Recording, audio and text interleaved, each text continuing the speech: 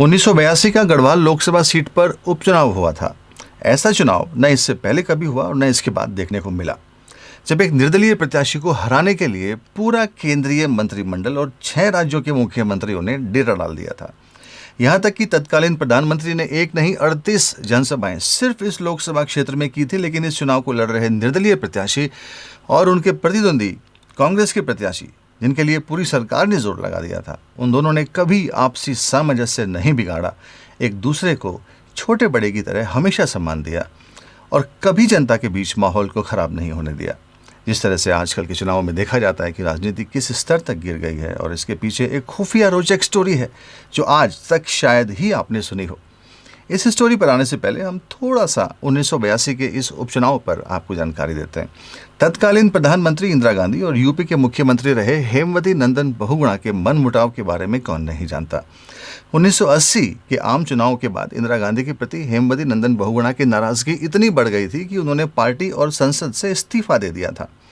इसके बाद गढ़वाल सीट पर 1981 में उपचुनाव घोषित हुए, लेकिन तत्कालीन जिलाधिकारी गढ़वाल द्वारा मुख्य निर्वाचन आयोग को भेजी एक रिपोर्ट के बाद चुनाव रद्द हो गए थे और उसके बाद 1982 में उपचुनाव घोषित हुए। इस उपचुनाव में हेमवती नंदन बहुगुणा ने निर्दलीय ताल ठोक दी और इंदिरा गांधी ने चंद्रमोहन सिंह नेगी को अपना प्रत्याशी बनाया। ये चुनाव इंदिरा गांधी के लिए नाम का सवाल था। पूरी ताकत उन्होंने यहाँ झोंक दी थी। सत्ता का दुरुपयोग भी जमकर हो रहा था, जनता को कुचलने की भी कोशिश हुई, लेकिन इन सब के बीच दोनों प्रत्याशी हेमवती नंदन बहुगुणा और चंद्रमोहन सिंह नेगी ने आपसी मनमुटाव पैदा नहीं होने दिया और चुनाव के साथ और उसके बाद भी माहौल को नहीं बिगड़ने दिया। अब इसके पीछे की रोचक स्टोरी पर आते हैं। उस समय चुनाव लड़ने के लिए बहुत ज़्यादा संसाधन नहीं हुआ करते थे। यहाँ तक कि प्रत्याशियों को कभी कभी घरों में शरण लेकर रात गुजारनी पड़ती थी। रहने के लिए पर्याप्त इंतजाम नहीं थे। अब चुनाव प्रचार के दौरान कांग्रेस प्रत्याशी चंद्रमोहन सिंह नेगी पौड़ी जिले के बंडनेश्वर क्षेत्र गए हुए थे। यहाँ प्रचार करते करते उन्हें इसी क्षेत्र में रात हो गई। फिर उन्होंने निश्चय किया कि वो यही रात गुजारेंगे और वे रात्रि विश्राम के लिए इस क्षेत्र के प्रतिष्ठित व्यक्ति डॉक्टर अबदयाल सिंह असवाल के यहाँ उनके गांव मिरचौड़ा पहुंच गए। डॉक्टर अबदयाल सिंह असवाल थोकदार परिवार से थे, इसलिए उनके यहाँ रहने और खाने की कोई कमी थी नहीं। यहाँ चंद्रमोहन सिंह नेगी को पूरा सम्मान मिला, वे पुराने परिचित भी थे। और दूसरी ओर वहीं हेमवती नंदन बहुगुणा रात्रि विश्राम के लिए पाटी सैण में रुके हुए थे। यहाँ तब एक कमरे का छोटा सा बंगला होता था, लेकिन यहाँ भी खाने की पर्याप्त सुविधाएं तब नहीं थी। पाटी सैण से मिरचौड़ा गांव बहुत ज़्यादा दूर नहीं है। फिर हेमवती नंदन बहुगुणा ने सोचा डॉक्टर अबदयाल सिंह असवाल के यहाँ भोजन भी हो जाएगा और कुछ चुनावी रणनीति पर बातचीत भी हो जाएगी।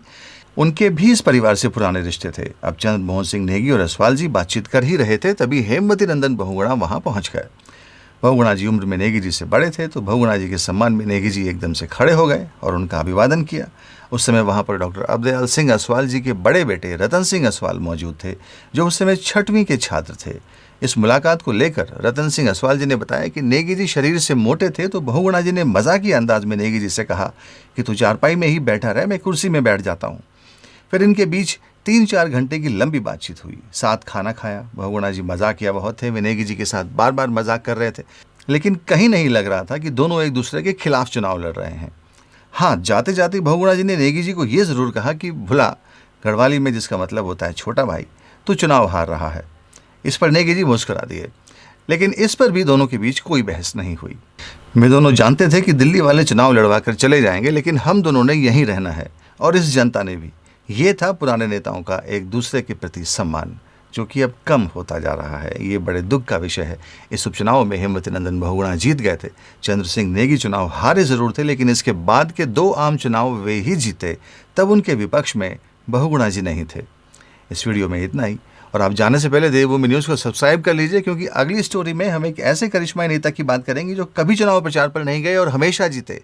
अब वो कौन सी ट्रिक इस्तेमाल करते थे, ये जानेंगे अगले वीडियो में। तो सब्सक्राइब तो बनता है। बहुत बहुत धन्यवाद आपका।